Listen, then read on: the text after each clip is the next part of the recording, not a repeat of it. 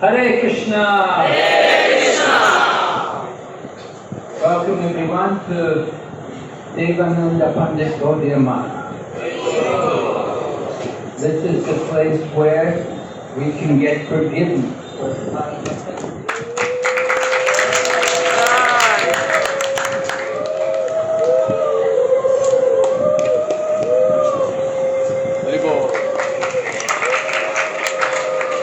So there's a nice pastime described in the Chaitanya Bhagavat about Devānanda Pandit, that he was a great scholar in Bhagavatam, and he was having his own school to teach people Bhagavatam. But he was not a real devotee. He was a scholar, he was a Pandit, but he was not having any real devotion. And so it happened, Srivas Thakur wanted to hear Srimad Bhagavatam. Remember, it was very difficult to get a copy of Srimad Bhagavatam. Everything was handwritten. You wanted a copy, it had to be handwritten. It was one of the who was it went to Puri to hear Bhagavatam from Gadadhar Pandit? Srinivas Pandit? No. Srinivas Acharya. When he got the blessing from Sachi Mata that he could go to Puri to learn Srimad Bhagavatam. So when he got to Puri, he met Gadadhar Pandit, and Gadadhar Pandit said, well, I will teach you, but look, my Bhagavatam's all smudged with tears, because when I read Srimad Bhagavatam, I shed so many tears, so many of the words are all smudged. I'm not able to read the Bhagavatam clearly. So you need to get me another copy of the Bhagavatam. So Srinivasacharya then came back to Navadvip, because Navadvip was the center of learning, and he must have known someone who had a copy of who had the whole Bhagavatam. He went there and he got a copy out, and he went back to Puri. But of course, when he got back to Puri, the Bhagavatam had already, Gadadhar Pandit had already finished his pastimes and returned to the spiritual world. So he wasn't able to hear Bhagavatam from Gadadhar Pandit. Of course, he went to Vrindavan and there he heard it from Rupa Sanatana. Anyway, the point was that to get a Srimad Bhagavatam was very difficult. There were only a few copies of Bhagavatam. So Srivas Thakur was residing over in Mayapur. He desired to hear the Bhagavatam. So he knew Devānanda Pandit running a school, and he's reciting Bhagavatam every day to his students. So I will go there and I will hear the Bhagavatam from Devānanda Pandit. But what happened was, when he came to the school of Devānanda Pandit, and Devānanda Pandit was reading some beautiful pastimes of Lord Krishna from the Bhagavatam, and Srivas Thakur became overwhelmed in ecstasy. And he was rolling on the ground in ecstasy. So the students there, they thought, this man is disturbing our class. And they roughly dragged him out of the room where Devānanda Pandit was reciting Bhagavatam. Devānanda Pandit was the teacher, and he did not stop the students from their actions. The students manhandled Srivas Thakur in his ecstasy, and they dragged him out of the classroom. So Srivas was very disturbed. They came back to his external consciousness and felt very sorry. Anyway, he left the place, went back to his home. However, this incident was known, it was informed to Lord Chaitanya. Lord Chaitanya, of course, being the Supreme Lord, he's omniscient. He knows everything.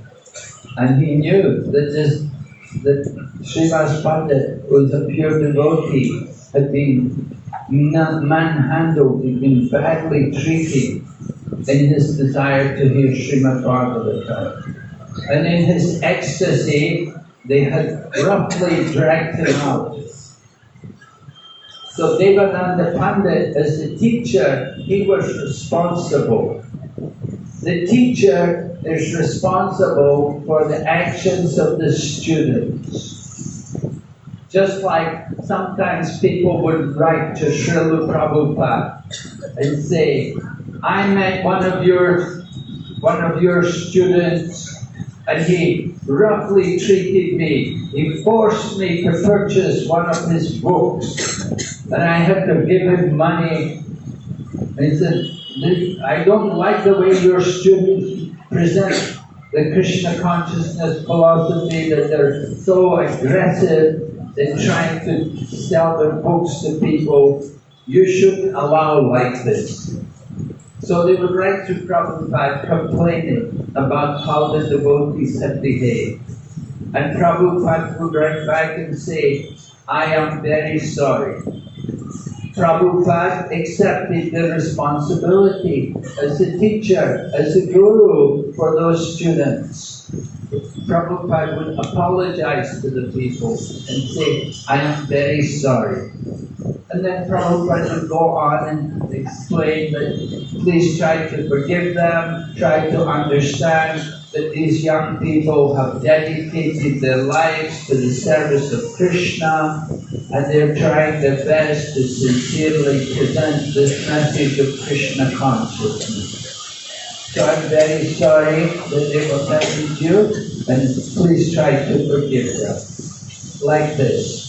So Srimad Pandit was offended by the students and Devānanda Pandit, as the teacher, he had to get the reactions for that. And the reaction was that when he approached Chaitanya Mahaprabhu to request Chaitanya Mahaprabhu to give his mercy to him, Chaitanya Mahaprabhu said, I will not give my mercy to you. You're an offender of pure devotees.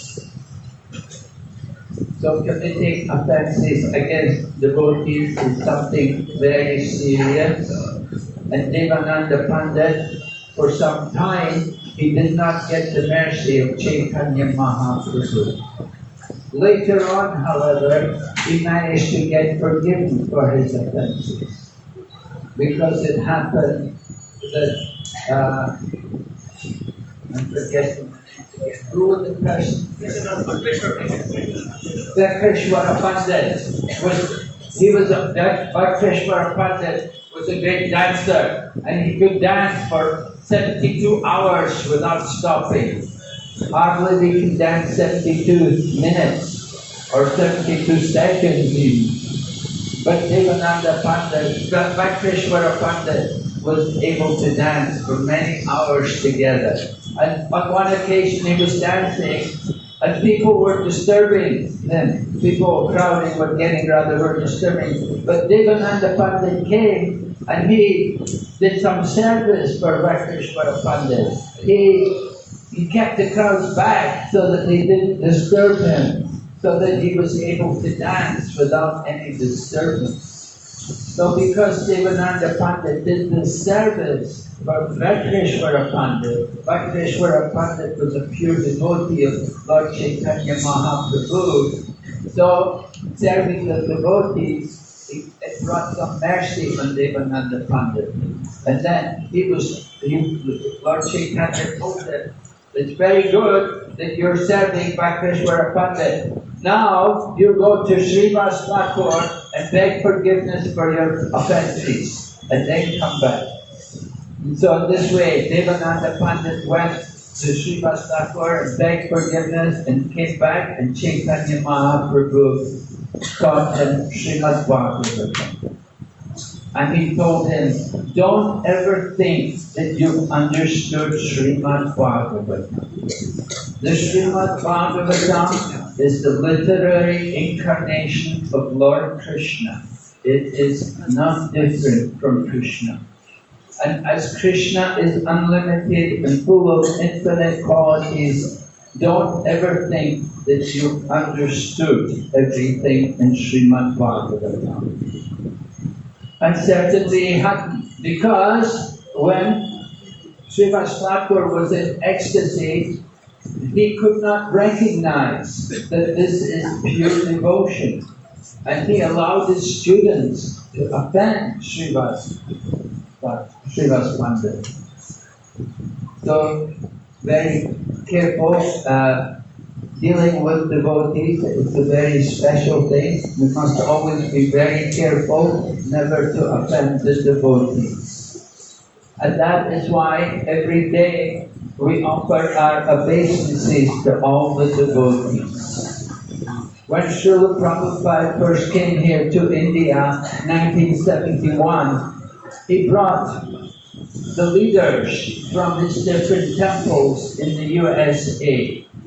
They were all managers in the USA, and he brought them all into his World Sankirtan party, and they came to India to begin the preaching here in India. At that time there was no ISKCON center in India. And Prabhupada brought these devotees who had all been temple presidents in different cities in the USA, and they all came together. But because they were all used to being managers and being in charge, they could not get along very well with each other. You know, young and Western bodies, passionate, and come to India, and quite difficult. So there was often conflicts and arguments and a lot of different difficulties. So Prabhupada understood what was happening. So Srila Prabhupada told the devotees, every day you must offer obeisances to each other. And that's the custom now. After Mangal Arti, every morning, we always offer our obeisances to each of the devotees. So, dealing with devotees, very careful. We have to be very careful. The first offense in chanting the holy name is to blaspheme the devotees who have dedicated their life to propagating the holy name of the Lord. It is the mad elephant offense, right? Happy Mata. So we must be very careful. So this is the place where Devānanda Pandit got forgiven for his offenses. It's a very special place. So we all have to pray also that if I've committed any offenses, and certainly we must have in the course of our devotional service, even in the course of our parikrama, even in the course of entering into these temples we went into today, pushing and shoving and trying to get in, to get darshan, Dhameshwar Mahaprabhu, and then the Bhajan Kutir, the Jagannath Das Babaji. There's a lot of pushing and shoving going on. And we could have committed offenses. Maybe we did it unknowingly, but whatever the situation is, we should pray here to beg forgiveness for committing any offenses. And this is the place where we can be forgiven for all of our offenses. So, very important place. Another point about this temple, I wanted to tell you that there's a deity of Lord Varaha here. Lord Varaha appeared here in the Satya Yuga. This island is called Kola Dweep. Kola is one of the names of Varaha. So Lord Varaha appeared here in the Satya Yuga. There was a Brahmana who was a great devotee of Lord Varaha. and he worshipped Lord Varaha. Lord Varaha appeared in gigantic form, huge form. So the worship of Lord Varaha is not very popular in ISKCON today, but in South India it used to be very popular, and there are many deities of Lord Varaha there in the south of India. And there was a kingdom there in South India. The king was so devoted to Lord Varaha that his currency was not rupees, his currency was Varahas. And all the money, all the gold, it was all measured in Varaha. So the worship of Lord Varaha also goes on here, because this is the place where Lord Varaha appeared in the Satya Yuga. So in every age the Lord appears in Navadvip. And we will see as we go on with this parikrama how the Lord appears in different places, just like we heard Lord Nrsingadev came, Nrsingapali came there, Lord Varaha came here. When we go tomorrow to Champakahati, we'll hear Lord Krishna came there. And of course, the Lord also came here in the Kali Yuga. What was his name? Are you sure? What was the name of the Lord in this Kali Yuga? So in every age the Lord comes in this Navadvip. So we're here to remember all the different pastimes of the Lord.